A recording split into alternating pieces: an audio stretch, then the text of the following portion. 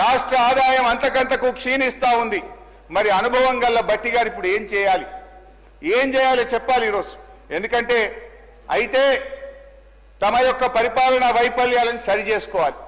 లేదంటే రేవంత్ రెడ్డి గారి ఫార్ములా ప్రకారం ప్రభుత్వ భూములు అమ్మాలి. ఏనుముల వారి పాలనలో మరి ఎన్ని భూములు కథం పట్టిస్తారో తెలియదు అధ్యక్ష.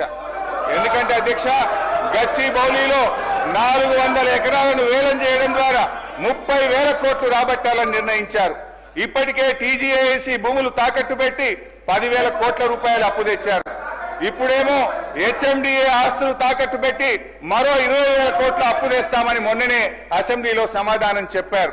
హెచ్ఎండబ్ల్యూఎస్ఎస్ జిహెచ్ఎంసీ ఆస్తులు తాకట్టు పెట్టి మరో 20,000 కోట్లు అప్పు తెచ్చే ప్రయత్నం చేస్తున్నారు.